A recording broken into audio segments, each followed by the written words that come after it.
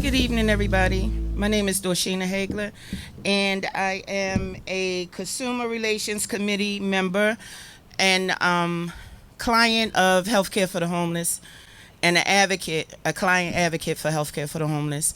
And I just want to welcome everybody here tonight, and I thank you so much for coming out to help us memorialize everyone who passed in homelessness and didn't get a chance to become housed before exiting that experience in their life.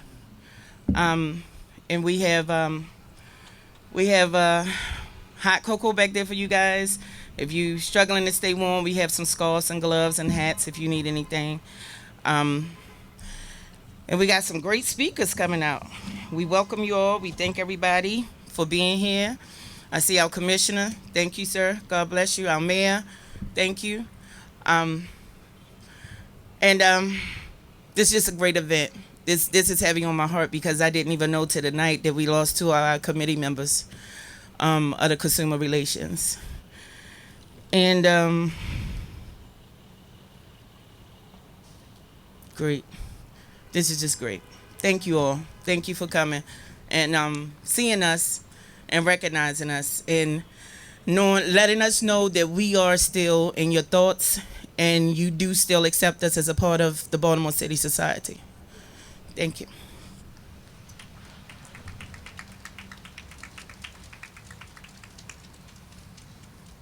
Good evening. My name is Mark Council.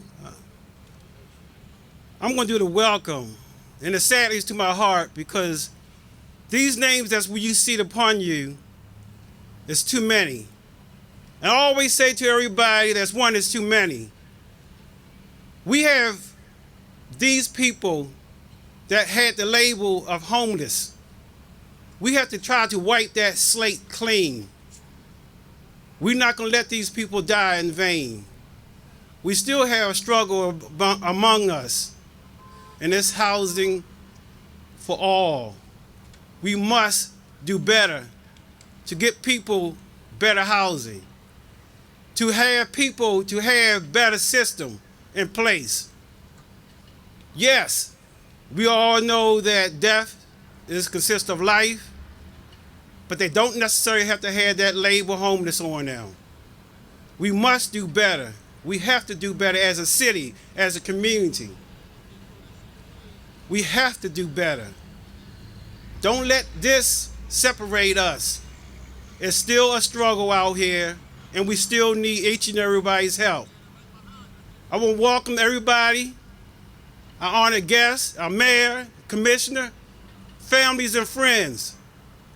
Please, please help us in this struggle. And for that, I turn it over to you next. Oh, okay. Sorry, thank you. Thank you so much. Thank you. My name is Cantor Alexander Fox. I am one of the clergy at one of the Reform synagogues up in Pikesville, Har Sinai Ohab Shalom. It's an honor to be here today. Thank you to everybody involved with this incredible organization for making this happen. It truly is so touching, heartbreaking, heartwarming to come out and see all of this happen. To celebrate life is to acknowledge the ongoing dying and ultimately to embrace death. For although all life travels towards its death, death is not a destination. It too is a journey to beginnings. All death leads to life again. From peelings to mulch to new potatoes, the world is ever renewing, ever renewed. Jewish tradition teaches us that to save a single life is as if you have saved the entire world, because we are all created in the image of God. And that is what we are all doing here today by being here to remember these individuals and to gather together and to fight for this cause. We are carrying on and sustaining the memory and the legacy of these precious people so that we can stop this heartbreaking thing that is continuing to happen. Part of my work as a cantor is to use my voice to bring to life our tradition, both as a religion and also just as humanity, because as a human people, we are all related. And so that is what I'm going to do. I offer this poem, We Remember Them, by Sylvan Kamens and Jack Reamer, and I invite you to sing We Remember Them with me each time. In the rising of the sun, we remember. In the blowing of the wind, we remember. In the opening of buds, we remember. We remember. When we're weary and need strength, we remember. When we're lost and sick at heart, we remember. When we've joys we yearn to share, we remember. We remember. In the blueness of the sky, we remember. In the rustling of the leaves, we remember. As the year starts and it ends, we remember. We remember. So long as they live, we too shall live. They are now a part of us. They are now a part of us. They are now a part of us. As we remember, as we remember. Thank you all so much.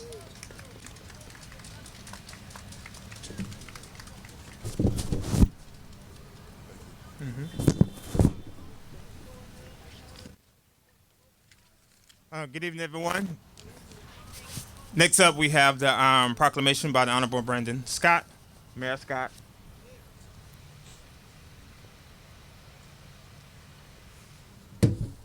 Good evening, everyone. And it's my privilege to be here with you all to honor the lives of our neighbors. I want to sincerely thank the team at Healthcare for the Homeless for hosting this event, and also for your continued support and commitment to our neighbors who need it the most. I also want to acknowledge our Councilwoman Ramos, who has joined us tonight, and as well as our Police Commissioner, Michael Harrison. Last year, we proclaimed that December 21st as Homeless Persons Memorial Day in Baltimore. And here we are again together to keep one of our newest traditions going strong. We are gathered here to honor, to remember, and to pay respect to members of our community who have died this year while experiencing homelessness. And let us remember them for who they were: neighbors, friends, and most importantly, fellow Baltimoreans. Homelessness does not define them, and we will not let it define them. To the families and loved ones of those who passed on, my condolences and heart are with you in the midst, especially in the midst of this holiday season. I want to also extend condolences to the extended village of supporters, including outreach team members, social workers, case managers, clinicians, advocates that we have here like Christina, and so many others who have advocated and worked with our residents experiencing homelessness along the way. In Baltimore, we care for one another regardless of the circumstances in which we live, and this is why my administration has made it a top priority to tackle homelessness, to make sure it is brief and non-recurring for our neighbors. At the beginning of this year, we had almost 1,600 people experiencing homelessness in Baltimore City on a single night. That number includes those in emergency shelters, transitional housing, and those living unsheltered.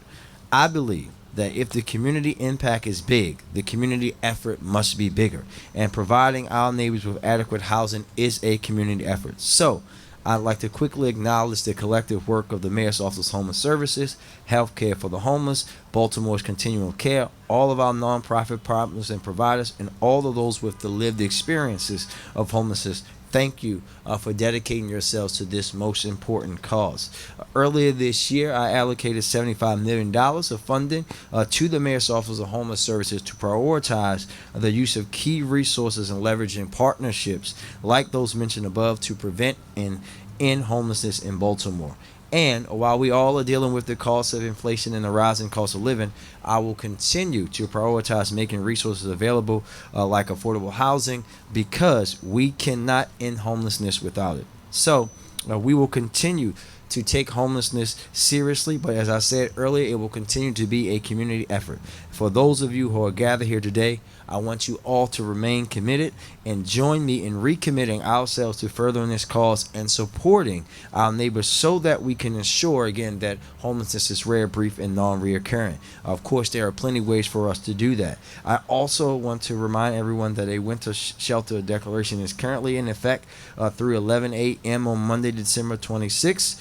We can, of course, shelter can be accessed by calling the line at 443-984-9540 between 8:30 and 9 p.m.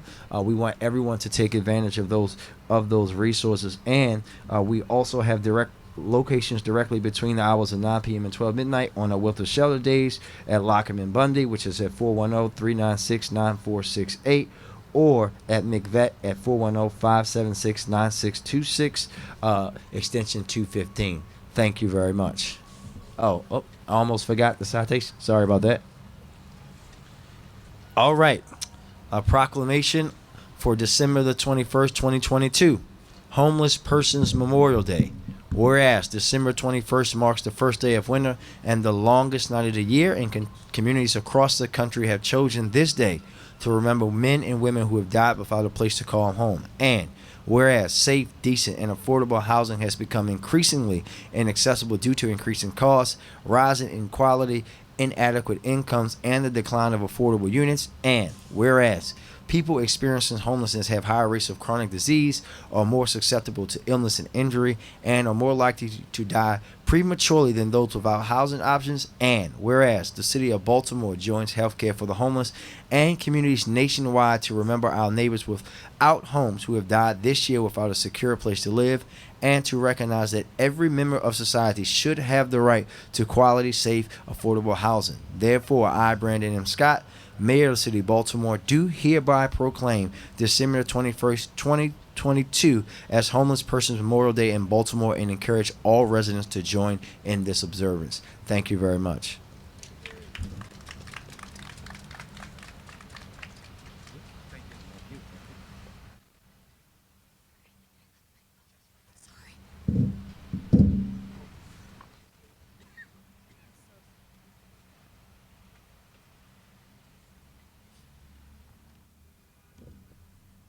Thank you, Mayor Scott.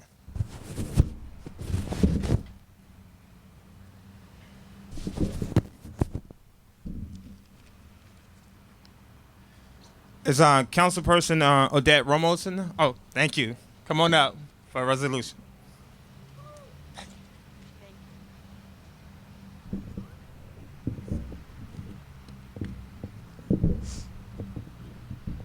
I'm going to be on my tiptoes. Good evening, everyone. I'm Councilwoman Odette Ramos, representing the 14th District in Baltimore City. I'm here representing the Baltimore City Council. The other day, we passed a resolution unanimously honoring this day, December 21st, 2022, as Homeless Persons Remembrance Day, Memorial Day, and obviously our council has taken housing and affordable housing very, very seriously. So we continue the fight with you. We recommit ourselves to be in this fight with you. As Ms. Flowers knows and Deputy Mayor Faith Leach knows, and several others, we've worked together on making sure that people in our district who are experiencing homelessness have access to resources. And I know every member of the City Council has recommitted and has done very similar work because we know that everyone here in Baltimore deserves a safe and quality, affordable place to live. So we will continue to work with you. And I want to thank everybody who's been in this movement for such a long time. We are getting there. And I'm just grateful for all of the work that Mayor Scott and the administration has done. And we'll continue to work with you on this effort. Also, I want to thank Baltimore Crisis Response, because we know that sometimes people experiencing homelessness also have other challenges. homelessness. And it's really the work of addressing all of those challenges to make sure that when someone does find housing, that they're able to stay there. So we're recommitting ourselves to you and into this fight. And I appreciate everybody who's been in this work for so long. So thank you so much. Thank you.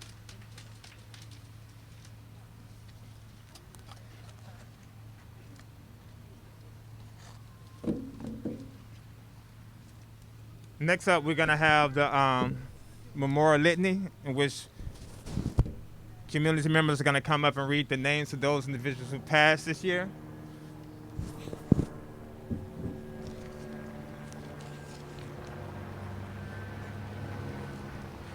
Good evening. Okay. Seems like every year is some extra people, no more people on here. Okay. Janet Atkins, Doris Houston, Cassandra Barker, Rudolph Barker, Kenneth Barker, Robert Beasley, Jennifer Bell, Harry Blackston, Danye Lord Tony Booker, Charlie Bowser, Michael Boyd, Sadie Brockton, Paul Brown, Jerome Bullock, Jermaine Bunch, and Malcolm Barrows. Thank you.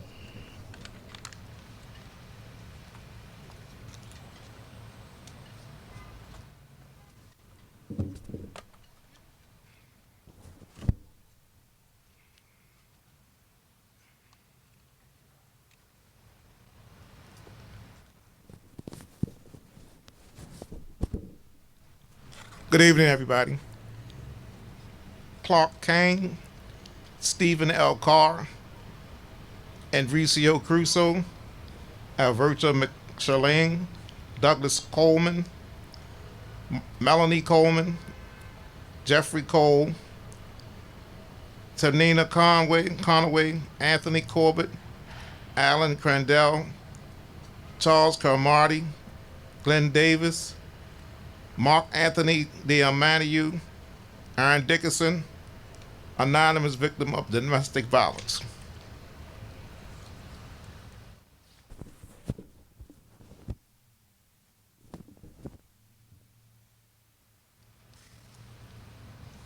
Good evening. We remember Gary Dukowski, Charmaine Early, Kemp Farabee, Robert Fortune, Quentin Gaines, Euler Garcia Rise, Christopher Gibbs, Dwight J. Jingles, Stephen Griffin, Michael Hanley, Latanya Harley, Michael Hicks, Zachary Hill, John Hines III.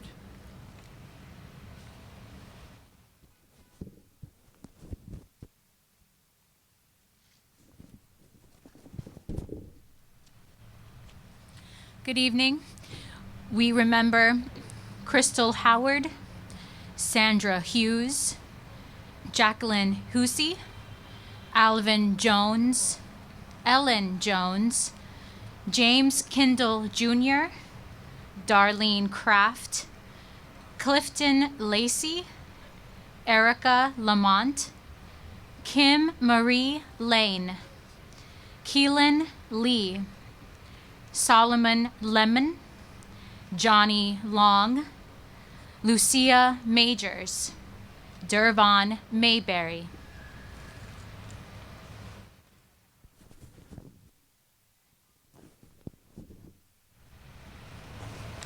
Good evening, and join me as we remember Richard Mayo, Sheldon McDonald, Anthony McFadden, Russell Miller, Michelle Moore, Abraham Moore III, Bridget Moreland, Francis Muniz, Gertrude Noel, Roosevelt O'Neill, Orion Troy Prater, Tyrone Payne, Deborah Ramser, Peter Riley, Anthony Roberts, Derek Rogers or Rogers, Damian Ross.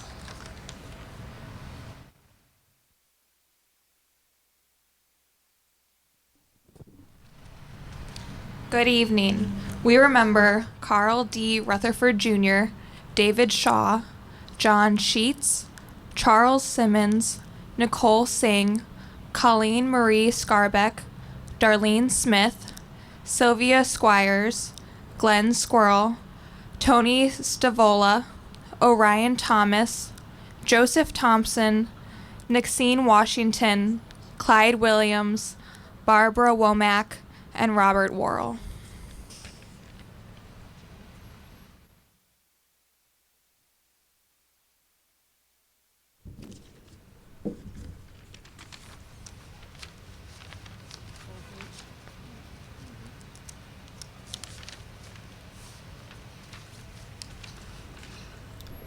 Clark Kane, Charles Acree, Barbara Baker, Ronald Lee Bolter Jr., Jerry Brown, Michael K. Bullock, Otis Lee Kane, Ronald Carter, Thomas Frank Cosenza, Molly Sue Philly, Denise Felton White,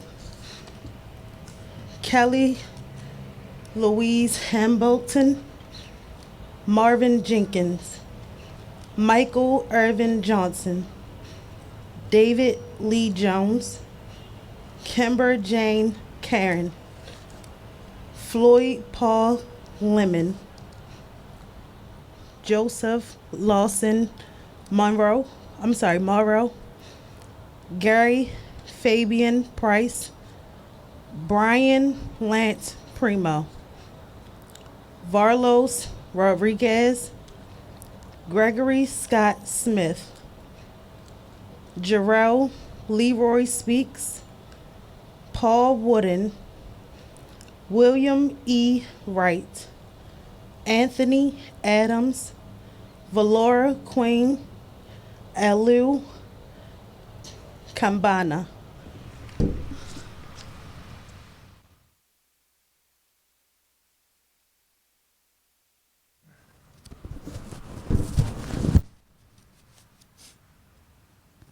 Respect and blessings to all those names that came today.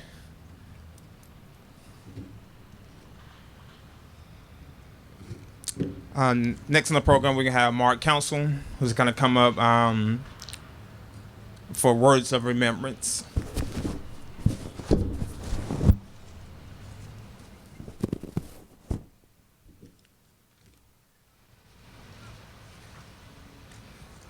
Thank you. Thank you. Like I said before, one name up here is too many. I want to talk about one of my closest friends, although all of them were my closest friends. But I'm talking about Richard Mayo. This guy, the same way I am, had the same type of passion to put people into housing. And this is what he was fighting for. Last year, he was standing here saying the same thing that we are saying today. And I just want to take time to think about Richard Mayo, because he's an African just like I am, fighting for all of us, fighting for us to have fair housing. This is something that we need. And the fight's still going to go through. It's still going to go on, whether he's here or not, because he's still here with us. We need this to end. We need to wipe off this label. Brandon Scott stated that he has the money in place.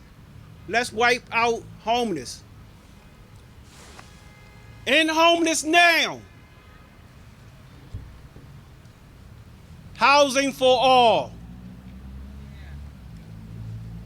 Housing is health care.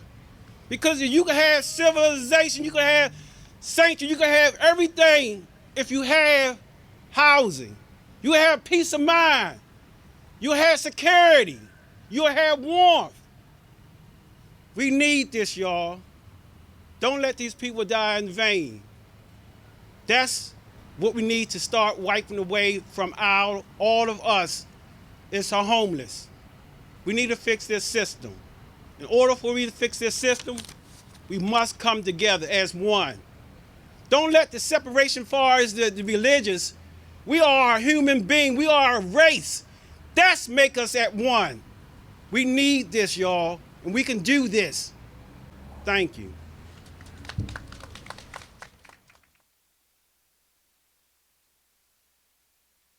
Words, Mark. Next on program, we're gonna have. Thank you, Mark, for those words, inspirational words. Next on the program, we're gonna have tribute to allies and artistic expression from LaWanda Williams, and I'll follow up with Cata Costa.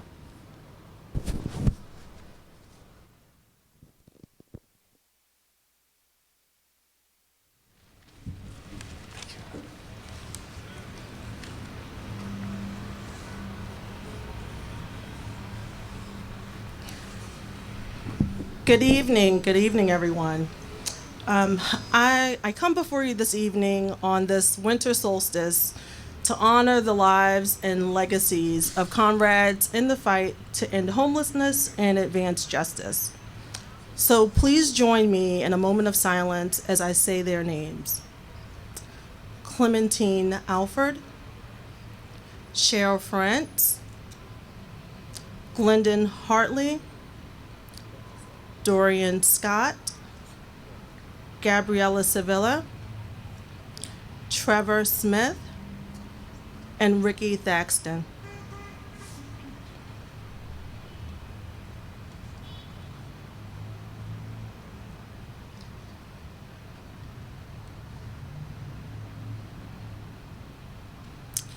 Thank you. I once heard a quote somewhere that faith without works is dead. And many among us would acknowledge that this constellation of folks possessed an abundance of faith that we would one day end homelessness. Now, I regard them as allies in this work, and it's certainly true that they professed their commitment to the fight for justice and stood in support of those with marginalized voices. And they had faith. They had faith that systems and institutions and hearts that reinforce these inequities that we see ourselves facing today would ultimately fall. And they did more than that, though. They understood the urgency of the charge before them. They understood that ending and preventing homelessness requires words, but it also requires action, and it requires action now.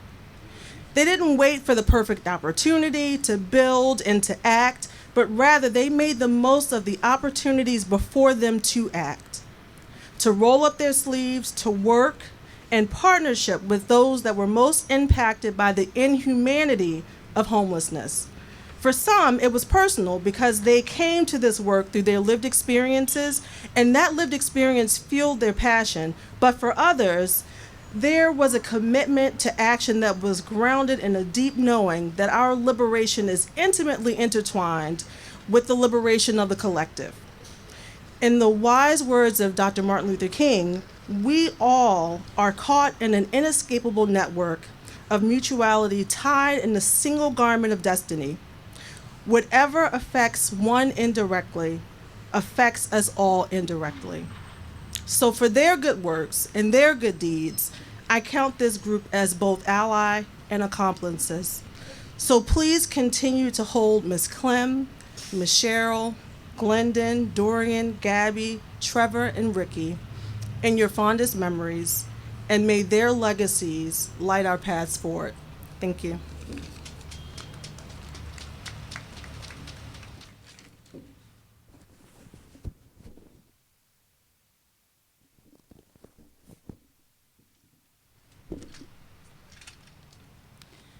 Good evening. My name is Cata Costa, and I will be singing Forever Young, made famous by Bob Dylan.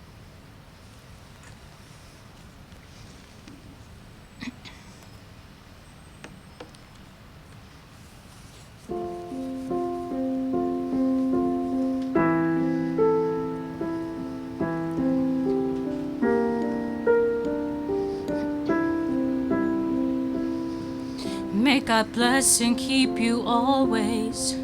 May your wishes all come true. May you always do for others and let others do for you. May you build a ladder to the stars and climb on every rung. May you stay forever young, forever young, forever young,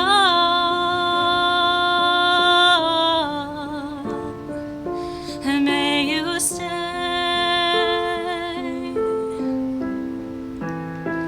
forever young.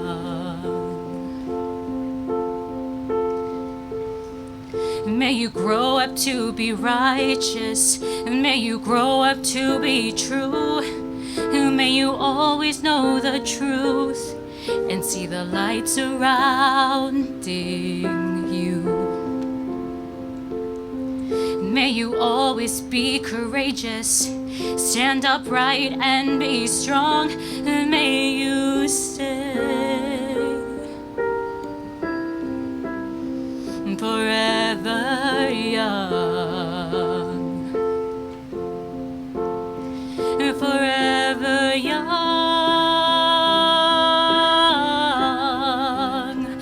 forever young,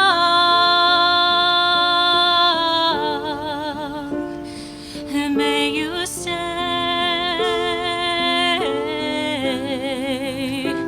forever young.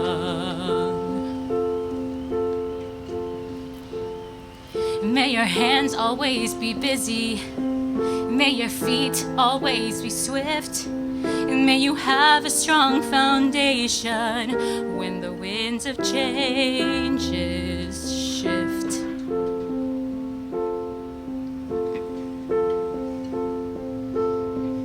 May your heart always be joyful. And may your song always be sung. And may you stay forever young, forever young, forever young,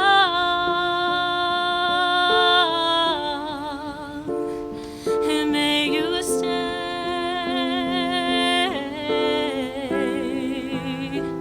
forever young. And may you stay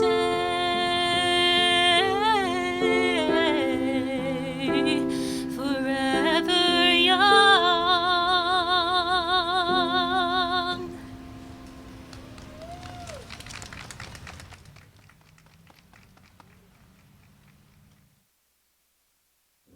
Thank you, Kat.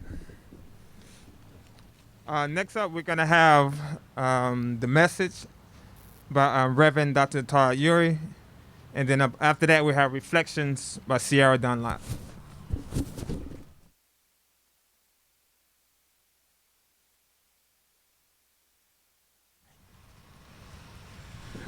Good evening. I'm sure you may not be able to talk back to me, but certainly I appreciate seeing all of you on this evening. As we gather in this solemn moment, certainly let me acknowledge Mayor Scott for his presence, Commissioner Harrison, my brother and friend Kevin Lindemood, my sister Christina Flowers, to all of you in this season where the longest night of the year means something different by our gathering. For many, the beginning of winter changes how we approach life, what we expect, navigating the cold that comes with the change, with a hopeful anticipation that the spring will bring fresh blossoms and new life. For those of us who are insulated from having ever had the experience of homelessness, we take a lot of things for granted. This memorial on the longest night of the year changes how we see the typical flow of a day. In the middle of Hanukkah and the anticipation of the celebration of Christmas, this is the longest night of the year where many of us who approach the end of our work days never experience what it's like for our work to just begin when darkness falls. Trying to navigate the streets and find a space where just having a dignified place to lay one's head is probably the most profound but understated human rights need, not just in Baltimore City, but in America. That part of our obligation, if we're going to commit ourselves to the spiritual principles of the season, is we must have the courage to see each other, because homelessness is a condition, it is not an identity. And so if you would just look at your neighbors somewhere in your vicinity and just say, I see you. There's nothing more affirming of the humanity of another than to say, I see you. Too often, we treat those who are experiencing homelessness as invisible and irrelevant. And so the message tonight is to take you back a bit, just very briefly, while we stand for a moment in the elements that so many are navigating, even as we are here right now. There's kind of a tale, many of us will remember it. There's a story of a young girl named Dorothy who finds herself caught up in a storm one day and is swept away to a fictional place called Oz with her trusted sidekick and companion Toto. Her journey is now to begin to find her way back home. She navigates these golden streets, easing on down the road. But the truth of the matter is that homelessness does not come with streets paved with gold and poppy fields to lay your head. It comes with the difficulties of navigating the uncertainties of what might happen from one moment to the next, trying to protect oneself and one's family. I would suggest to you that as we remember, the ritual is important, but the work is more critical. And that if you're going to read the name, hold a name sacred. Because in the African proverb, a person never truly dies until there's no one to call their name. As you read these names, identify one and let that name inspire in you the commitment to continue to hold our elected officials accountable to the commitments that they've made. To say we will continue to do this work until human dignity is affirmed in all people and homelessness is for once a memory. I will leave you with this final thought. Everybody's got to be engaged. It's not enough for us to close our eyes and click our heels and simply say there's no place like home, and all of a sudden the challenges of homelessness will be gone. These moments, these gathering moments, should inspire in all of us to do our part, to write our elected officials, to make sure that what's in the budget when the budget comes up adequately addresses the needs of homeless persons in the city of Baltimore and in the state of Maryland. Everybody should put it on their radar that when they start talking about the money for the least of these must be sufficient to affirm their dignity, not just with what we put on paper, but on the paper we put behind the issue. And so I thank you for your presence, and I thank you for calling the name. But now I want to thank you in advance for doing the work, because unless we do the work, the rituals are meaningless. The calling of the name just seems to be pro forma. If this moment, on this night, where darkness lasts the longest, if in my faith tradition we hold true to the declaration that weeping endures for a night, but joy comes in the morning, joy doesn't just come. You got to make it happen. So may this season give you strength, renewed commitment, take a name with you, and for all who are experiencing homelessness or are on the verge of it, may this season bring you the reassurance that you're not alone and that you are seen, because there is no place like home. God bless you.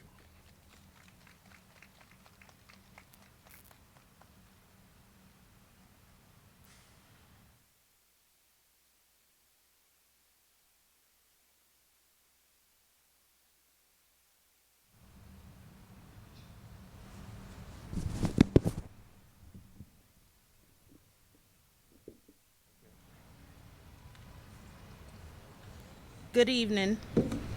I want to quickly thank everyone in our large loving community who have come together to celebrate, honor, and remember our loved ones who we've lost. Life is a gift. Our children, family, friends, neighbors, and strangers are all gifts to be cherished. Although some days may be filled with hardship and sadness, each breath, heartbeat, and thought illustrates the beautiful gift of life.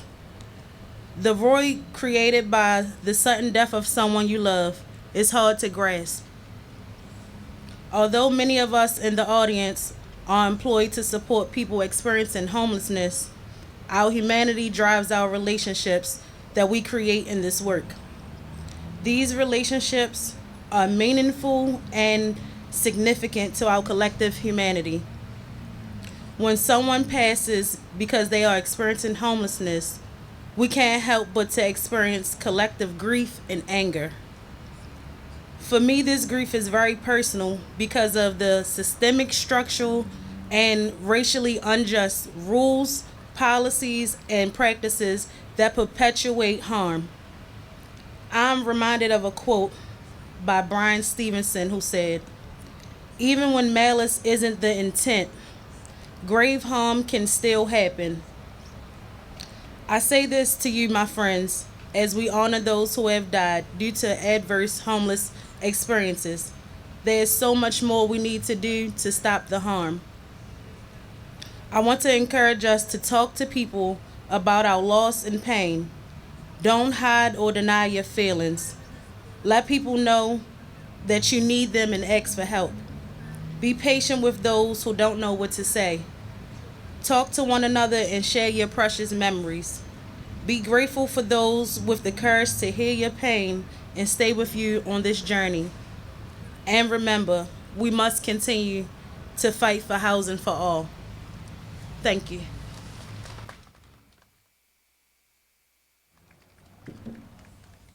Sierra.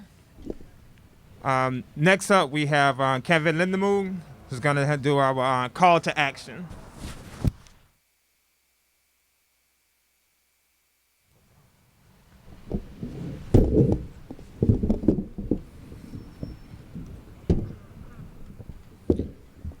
All right, I have the opposite problem. Good evening. Thank you all for joining us tonight. Thank you to our speakers. Thank you especially to the organizers of tonight's event. Our voices ring out. That's the theme of this year's Homeless Persons Memorial Day, a memorial marked by bells. More than 118 of them behind me, in front of you. It's a complicated symbol, the bell, right? Since about the third millennium before the Common Era, bells have been used in a variety of capacities across cultures and societies. It's been said that bells call us to wake, to pray, to work, to arms, to summon, to feast, and in times of crisis, to come together as a community. Bells are woven into our holiday celebrations and everyday conversations, right? Hark, how the bells. How will you ring in the new year? Yes, that certainly rings a bell. Bells were once thought to drive out demons and put a stop to thunder. In fact, such bell ringing practices were stopped following the death of far too many bell ringers who were struck by lightning. Baltimore poet Edgar Allan Poe explored the many ways that bells reflect merriment, alarm, solemnity, and even utter madness. The bells, bells, bells, bells, bells, bells, bells, the rolling and the tolling of the bells. Philadelphia's Liberty Bell, that's a famous one, right? It was adopted as a symbol of freedom by abolitionists and by patriots alike in the 1830s. At the same time as they inspired, bells have also served a far more sinister purpose. Enslaved black Americans were forced to respond to the ringing of plantation bells. Many enslaved people were fitted with personal bells to prevent escape.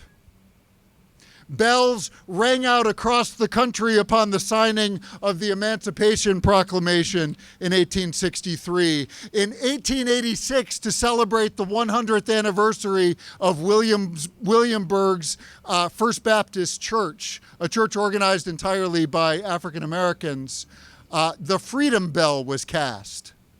That bell, the Freedom Bell, fell into disrepair and sat silent for decades throughout much of the 20th century, marked by virulent racism and Jim Crow law. That bell was recast and rededicated in 2016 to mark the opening of the National Museum of African American History and Culture in Washington, D.C., echoing the earlier words of Reverend Dr. Martin Luther King, to let freedom ring. Another powerful example of the bell. Often bells most central in our lives are hanging in the church, Reverend Yeri, or hanging in the town square, rung by those with the power to ring them. We are here to ask for resources and change from those in power, but we must also ask ourselves, particularly those of us with resources, what we have the power to change. The ribbon stretching between the bells that shackled the ankles of enslaved people and those connected to the paper bells before us is a straight line, as African Americans and other people of color are far, far, far more likely today to experience homelessness, are far more likely to pay the ultimate price for our nation's and our community's inability, year after year after year, to end it. Plenty of bells are ringing this season. Which ones are we responding to? To which bell ringers will we grant power and authority? The sound of these 118 bells before us is absolutely deafening, at the same time that we're also met by silence, maybe reflecting the silence that preceded their deaths. They're paper bells. Their voices are not ringing out because they have no voices. How many bell ringers must be struck by lightning before we decide to change our practices? It seems to me that many of us stand here tonight as bells that may have fallen into disrepair. Let's be honest, the fatigue and exhaustion of 3 years now amid a global pandemic, of continued racism and discrimination, of the widening gap between the rich and the rest, of the cost of housing again and again outpacing wages, all of these realities, let's be honest, are silencing too. Let these 118 bells call us in these times of crisis to come together as a community. Let them recast the bells of our own understanding of housing and healthcare, not as market commodities, but as fundamental human rights.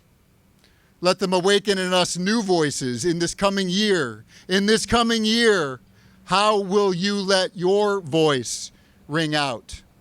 How will you sound the bells, bells, bells, bells, bells, bells, bells? The hope and insistence of the bells.